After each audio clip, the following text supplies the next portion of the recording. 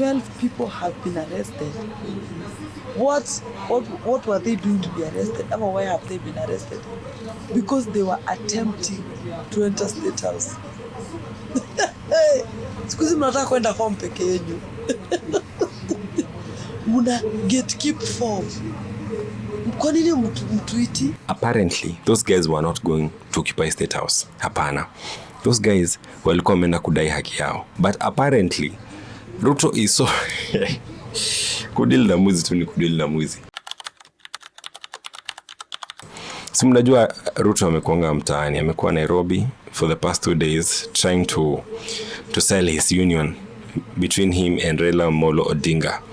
And some people here have different reactions. Wacha tusikie vile wanasema. Tuko area yetu. Area yetu hapana tambua. Umesema ni mtu anakula 10. Mtu anakula Ruto 10. Na tuko na nani? Baba vile alisema ndo tunafuata. Ndio tunafuata. Tunafanya kazi na serikali. Serikali inafanya kazi. Ndio yule jamaa alisema la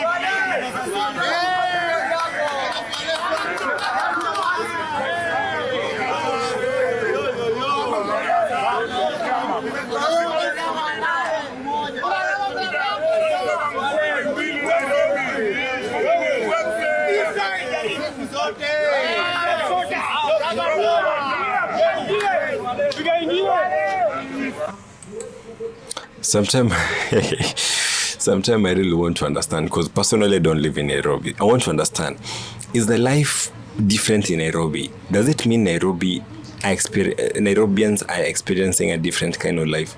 Is it true that over there is a lot of money flowing into your pockets? You know? Is that true that over there is no lack of employment? Is it true that you guys have a lot of electricity, have clean water, have good health? Shah is working in Nairobi. Is that the truth? How much mtu anaweza lipwa how much? Let's hear here. Here is a group which organized goons to strangle, mug, rob, pickpocket, and vandalize people and businesses along Mathare and Thika Road today.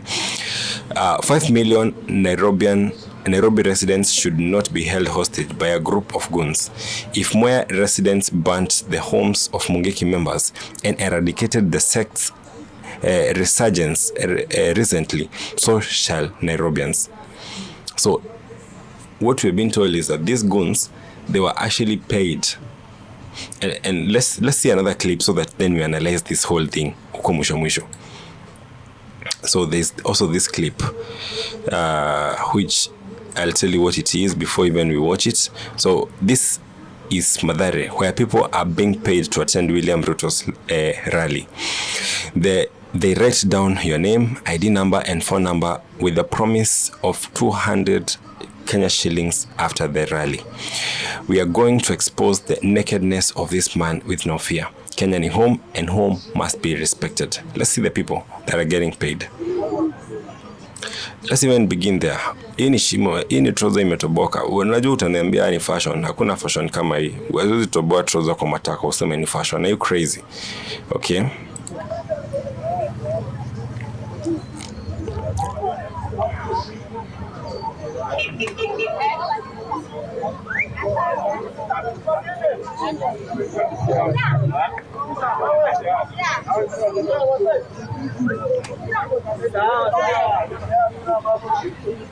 So as you can see, these guys have literally been paid to attend the rally. Okay, let me show you another clip, and then we are coming back to analyze this whole thing. I want to show you the goons that were actually paid to protect the president, because you know the president cannot actually move around Nairobi without the security of the people, because the people on the ground are so mad at him. He needed the goons to keep people in check. Genocide, baboons, and thief beyond measure, William Ruto is encountering hostile crowds contrary to his bootlicker. That guy Osama Oteros claims. Osama is a stupid idiot who bought a hammer with proceeds from selling out KOX during the proceeds last year. So let's see how hostile the crowds are towards the president.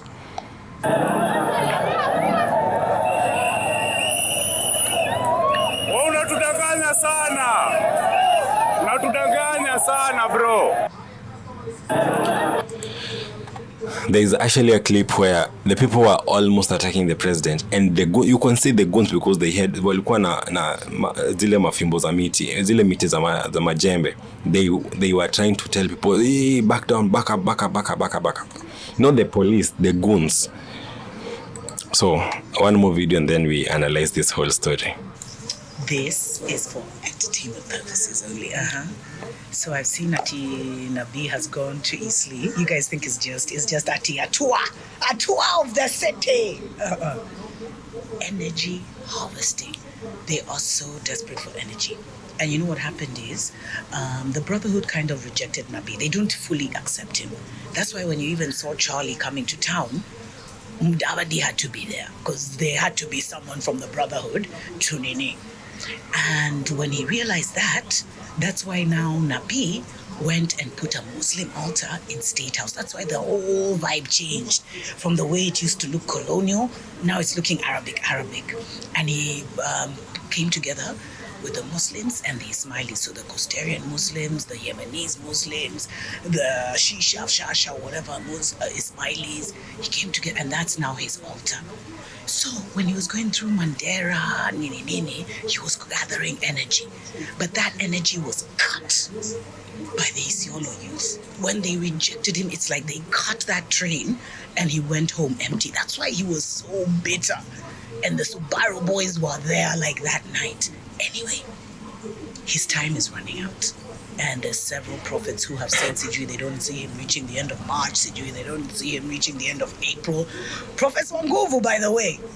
And so now, that's why he's in his Isili family. Trying to get something for the gods. The gods need food. And he needs to be there, especially Ramadan. He's just there.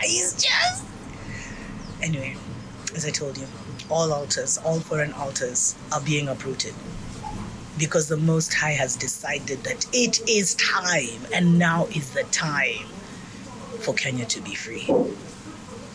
One way or another, a new dispensation is coming in.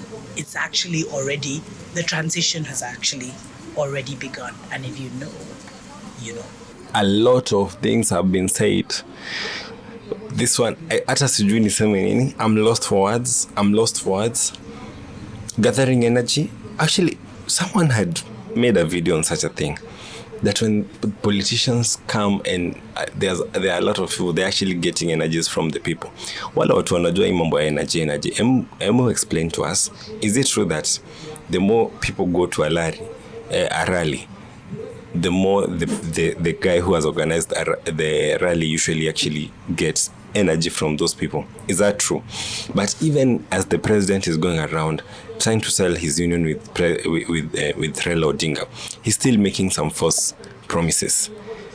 And yesterday, of course, the chapati promise was a fake one, but also here he's been exposed again for for launching something that does not work. President William Ruto's latest project in Nairobi have been met with backlash, as locals accuse his administration of staging symbolic launches without real groundwork.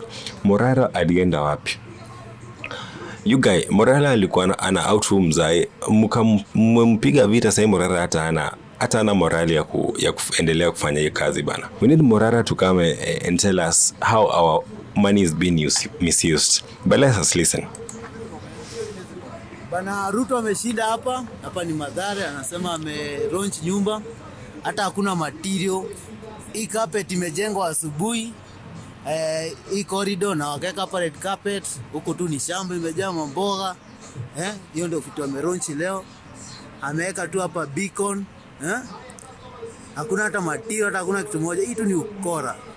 Venye hiyo tu kitu izo vizuri. Tarehe hiyo ni date 11 March 2025. Shamba ndo hii. Koroga imefanya leo asubuhi. Bare ni tinga ilipita.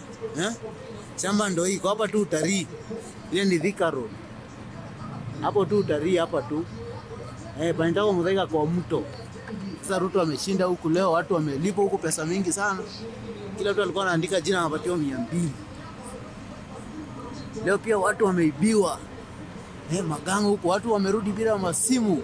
Leo mtaona tu iPhones zinauzwa tao. Na dhao. Ndio hiyo base.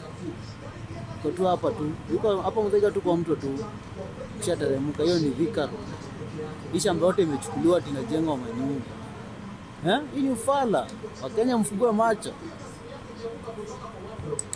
Wakenya mfungue macho are very encouraging words, but are Kenyans really even willing to open their eyes? Now, I told you that people are being paid. First of all, two people were being paid. There are people who are being paid to protect the president, to make sure that when he goes to a place, to spread the agenda that the president is good, and also making sure that the people do not attack the president. Now, these people are different from these ones. These ones ni wale wakulipo 200. So unaona hata vile wamechapa. Hawa ni wakulipo 200. Hawa walikuwa wanalipo dhao 10. But apparently Ruto is so kudili na mwizi tu ni kudili na mwizi. Ruto is so bad, yani alikuwa mpaka hao wenye these gangsters, wewe unjua umseni gangster, anadema gangsters kama hawa. Tuko area yetu. Na hii area yetu hapa natambua. Umesema ni mtu anakula kumi. Unaweza jaribu kuchezea hao magangster kama nakaa hivi. So these gangsters were supposed to be paid amount of money that is a lot of money. But apparently that did not happen. So juzi tumesikia hii news. Sijui ni jana ama ni jana. This news. Officers today intercepted and arrested a group of youth attempting to breach security at State House, Nairobi. The elite security team acted swiftly, preventing any unauthorized access to the highly protected premise. Witnesses reported a tense standoff before the suspects were subdued and taken into custody. Authorities have yet to disclose the identities or even motives of the individuals involved, but preliminary investigations are underway. Security agencies have assured the public that there was no immediate threat and that measures remain in place to safeguard the country's most critical installation.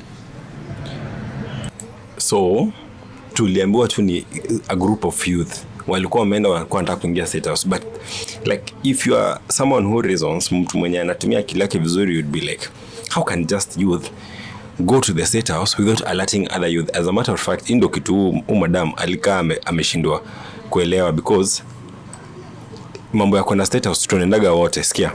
Tell me why. Now watch news. Naona ati 12 people have been arrested. What were they doing to be arrested? Ama why have they been arrested? Because they were attempting to enter State House. Sikuzi mnataka kwenda home peke yenu. Muna gatekeep form. Kwa nini mtuiti? Because hapana, mbona mlienda peke yenu? People attempt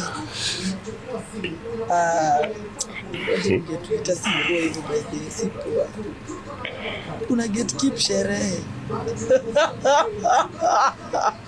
Apparently those guys were not going to occupy State House. Hapana, those guys walikuwa wameenda kudai haki yao. Now listen, unajua mimi naye nimewatafutia exactly what was happening. Listen to what was happening. Imagine you as a boda guy being told there is a gig for you to mobilize people for William Ruto rally. During that whole gig yesterday, ensuring people were in Isli, chanting and celebrating Ruto, etc. And you are promised to be given 10,000 Kenya shillings immediately that rally is over. Only for you to be given 1,000 Kenya shillings. You start complaining, you decide to go with your colleagues, others, to drive towards State House, hoping that someone is going to listen at you from over there, only for you to be pounced on by the Reke squad and be declared as terrorists because you are going to the State House, to demand what you feel was yours. That is the situation that is some people are actually facing right now. Some people did that thing yesterday for William Ruto.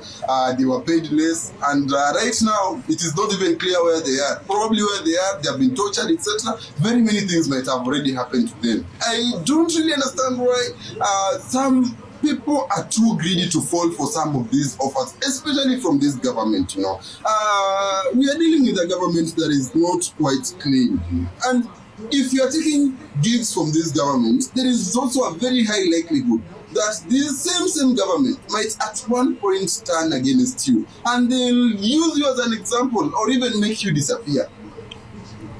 That's exactly what happened. So these dudes walikuwa wamelipwa, walikuwa wameahidiwa 10,000, wamobilize watu, wachunga watu, guard the president, and then they should have come later and take the 10,000 Kenya shillings. Hawakupewa pesa.